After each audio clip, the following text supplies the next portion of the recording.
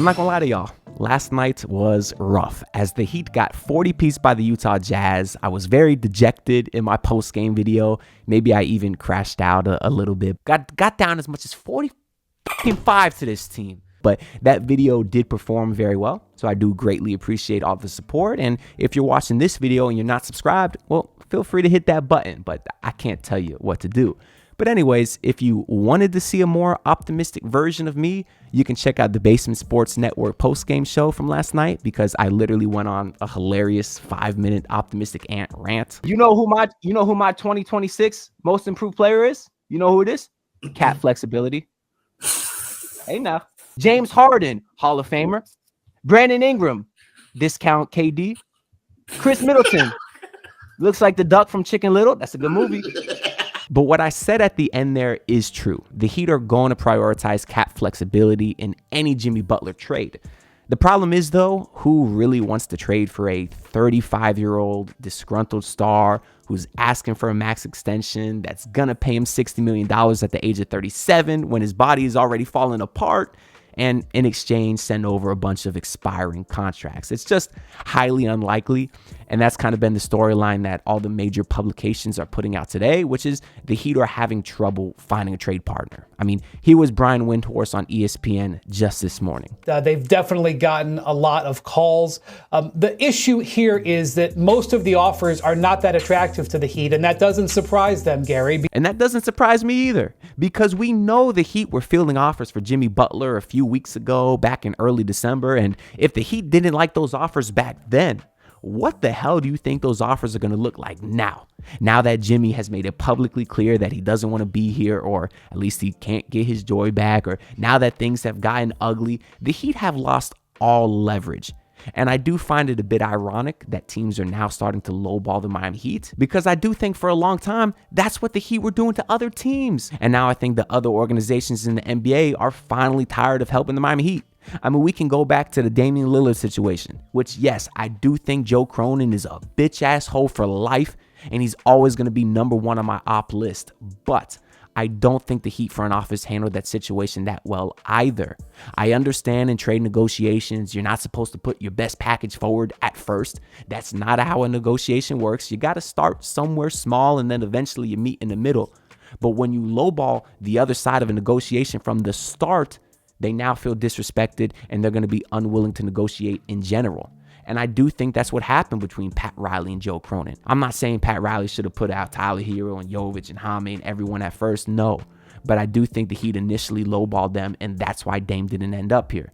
And who's to say what this team would look like right now if he did? Maybe they win the NBA championship last year and we're not in this spot. I don't know.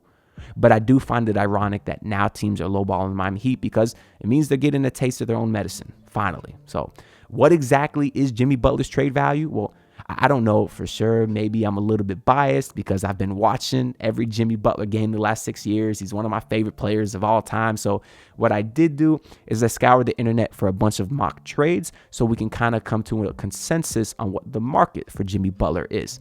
And today, a guy named Sam Vecini of The Athletic put out a pretty great article with 4 mock trades that I do find to be pretty realistic. His article is titled Jimmy Butler Trade Scenarios, Warriors, Suns, which landing spots make the most sense.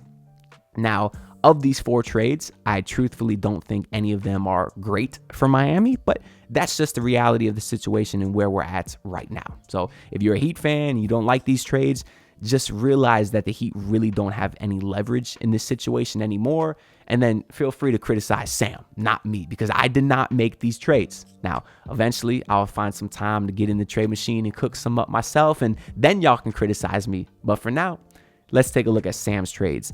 In the first trade, in which he says it's the one that makes the most sense, is a 3-team deal between the Heat, Raptors, and Warriors. The Heat will be receiving the expiring contracts of Bruce Brown, Dennis Schroeder, and Gary Payton II. They would also get the Warriors' first-round pick from this year, and then a second-round pick from the Warriors in 2031. The Raptors would get Andrew Wiggins' massive salary and some salary filler in the form of Guy Santos. And then, of course, the Warriors would end up with Jimmy Butler. So we'll just start with the Warriors on this one, because this is why I think Sam said this trade makes the most sense, is because the Warriors also have an aging superstar who's playing very well. I think they want to try to go one last run with Steph Curry, and I think Jimmy Butler could be a great guy to do that with.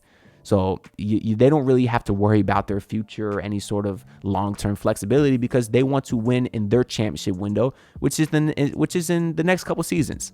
And I think Jimmy Butler can help them do that. And they're not really losing too much here.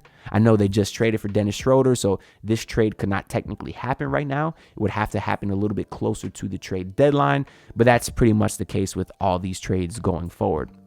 From the Raptors side of things, they're essentially getting some value back for the expiring contract of Bruce Brown, I suppose. And maybe they want Andrew Wiggins, get the Canadian back in his home country. And he could sort of fit a nice young core they have there with Emmanuel Quickley and RJ Barrett because those guys have been playing well. And so is Andrew Wiggins. Because last year, Andrew Wiggins was looked at as one of the worst contracts in the league. And I wouldn't say he's necessarily back to playing at the value of his $26 million, but he is having a much improved season. And then from the Heat side of things, you are getting that expiring money that we know is necessary. I mean, these are three pretty decent players as well. If you wanted to try to go for the playoffs this year, even though that doesn't really matter. I know Gary Payton II is out for the season, but I do think Bruce Brown and Dennis Schroeder could certainly play right away. And who knows, if Bam Adebayo can get back to the all-star we know he is, and Tyler Hero keeps playing like the all-star he has been this season, maybe the Heat team can win a first-round playoff series or something. I don't know, but that wouldn't really be the goal with this season anyways. Now, I will say, though, with the first-round pick, it's not a great one because you are getting the pick from the Warriors this season, and obviously they're trading for Jimmy Butler, so they're going to be a very good team. So you're looking at a bottom of the first-round pick there, which the Heat have shown they are really great in the draft no matter where they pick, so there certainly is still some value to this, but I definitely would prefer to get one of the Warriors picks in 2031 or 2030 where they still do have some first round capital, because by then you're talking 5-6 years from now, who the hell knows what the Warriors are going to be like. You could certainly have, maybe a top 5 or lottery pick at that point. But moving on to the second trade of this article, in which Sam calls the big swing. It's a 3-team deal between the Heat, Nets, and Rockets. The Heat would be receiving the expiring deals of Bojan Bogdanovic, DeAnthony Melton, Jeff Green, and Zaire Williams. They'd also be getting a first-round pick from the Nets and a first-round pick from the Rockets, and then a second-round pick from each team as well. The Nets will be receiving Jalen Green, Jock Landale, Jason Tatum, and Aaron Holiday. And, of course, the Rockets would be receiving Jimmy Butler. Now, I do believe this is a big swing for the Rockets because, of course, they're a very young team and a very successful one. So them making a move for Jimmy Butler is them essentially taking a big swing to try to win this season. I don't particularly think Jimmy Butler would be enough with that young core to win a championship this year. I don't think they'd be better than the Celtics or Cavs or Oklahoma City Thunder, but it would show the young guys that they are trying to go all in. So if they want to be aggressive, I respect it. They're not really losing a ton here outside of Jalen Green, who has been very inconsistent for them anyways. And I definitely don't want Jalen Green to get rerouted to the Heat here because that fit with Tyler Hero is awful. So I am glad he's getting sent to the Nets at this point. I guess that is the Nets' incentive for doing this trade. Maybe they think Jalen Green's a young guy that they can build around, although his fit with Cam Thomas is also weird for the same reasons it's awkward with Tyler Hero. But they really would only be giving up essentially a first-round pick here and a couple expiring. So if they want to take a shot at Jalen Green, I guess I get it. And the rest of the guys there would kind of just be salary filler for the Nets. But for the Miami Heat, they are getting those 4 expiring contracts to once again allow them to have that flexibility, except this time they are getting 2 first-round picks, which already makes this a better trade for me than the previous one with the Warriors. Now, none of these trades will really have great value first-round picks because even though this first-round pick from the Nets is coming from the Nets, it is technically Milwaukee's first-round pick, and obviously Milwaukee's a pretty successful team, as with the Houston Rockets with Jimmy Butler. Now, that Houston first-round pick is in 2027. That one isn't for this year. But like I just said, the Rockets are young. They are a team that's still going to be very, very good in 2 years, if not better. So at least you got 2 first-round picks and 2 seconds, so it's a decent amount of draft capital for Jimmy Butler, although the value of those picks isn't great. But this is probably the best you can do for a Jimmy Butler trade if you're the Miami Heat. And the next trade here is the one Sam is calling the desperation move. And I really don't want to spend that much time talking about it because it's the deal between the Phoenix Suns and Miami Heat, in which the Heat get Bradley Beal. And of course, they send over Jimmy Butler and Josh Richardson just to make the money work. And the reason I don't want to talk about this trade for that much longer is because it will never happen. Under no circumstances will the Heat acquire Bradley Beal unless he has some kind of draft capital attached to him. Because the Heat didn't want Bradley Beal a couple years ago because they didn't want to pay him. So why the hell would they want to pay him now? If the Heat were willing to dish out that much money, they would have just paid it to Jimmy Butler, and then Jimmy would still be here. Now, if there's a way that Phoenix could find a way to reroute Bradley Beal to another team and then the Heat get the expiring assets in return, maybe. Or if the Suns make some other moves and get some more draft capital and then attach that to Bradley Beal, okay, maybe the Heat would take on that Bradley Beal money if they got a couple of first-round picks with it.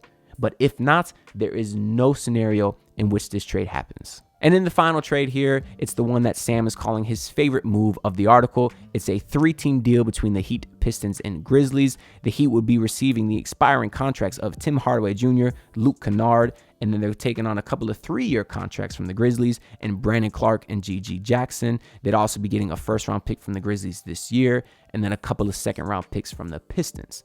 Now, the Pistons will be getting Marcus Smart, and the Grizzlies get Jimmy Butler and Alec Burks to make the money work. Again, from the Grizzlies side of things, no-brainer move for them to get Jimmy Butler. I do feel a little bit differently about them as I do the Rockets, in which I do think if the Grizzlies got Jimmy Butler, I do think they could potentially contend for a championship this season. That team is balling, and they have absolutely no weakness with the starting lineup, including guys like Ja Morant, superstar, Desmond Bane, sniper, Jaren Jackson Jr., DPOY candidate. You add a guy like Jimmy Butler to that core, and I certainly think they could compete for a championship right now. From the Pistons side of things, I guess they value Marcus Smart. Would they trade Tim Hardaway Jr.'s expiring in a couple seconds for Marcus Smart? Maybe. I don't necessarily know why. They already have a ton of guards on that team that can't shoot. But maybe they just value the name, former DPOY Marcus Smart, I guess. I don't know.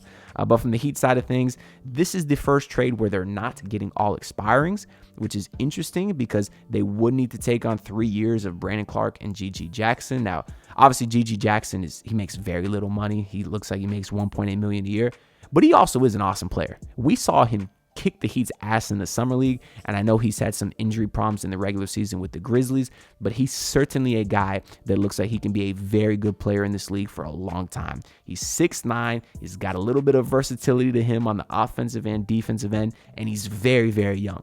So he actually is a piece that I think the Heat can use, as a part of their future of this team.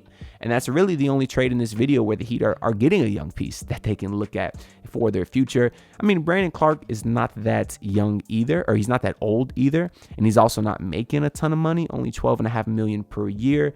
But I really don't think he's that great a player anymore. There was once upon a time after his rookie season where he looked like he had a bright future in this league, but he's just kind of turned into an average player after that. And he's certainly not a guy that I think you can build around. But in this case, the Heat still do get a first-round pick.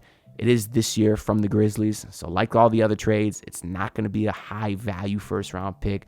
But that's just the reality, once again. But, I mean, that's really all I got to say for this video. These are 4 trades that I think accurately depict what Jimmy Butler's market is, but I'm kind of curious to hear what y'all think down below. So let me know which one of these trades you like the best. Feel free to drop some trade mock trades of your own. I'll look through those, and if I see some good ones, maybe I'll make a video about y'all trades too. If I have to look at these trades, I guess I'd probably say that the second one with the Rockets and Nets is my favorite, just because the Heat, it's the only trade in which the Heat get 2 first-round picks. But either way, they're all very, very similar. But yeah, like the video, subscribe. I do greatly appreciate all the support. Of course, the Heat start a pretty long West Coast road trip starting tomorrow, so I'll probably see y'all with some post games. I guess those post games I'm gonna have to record at like 2 a.m. Damn, it's gonna be tough, especially if the Heat keep losing by 40 every game. But I don't know. We'll see what happens. Like the video, subscribe. I'll see y'all next time. Peace out. Look, pull up in the city trying to get that dead face. Do it on my own, I don't need no dead weight. Had to kill him off, yeah, I need a head space. You know this homegrown bitch don't offend me.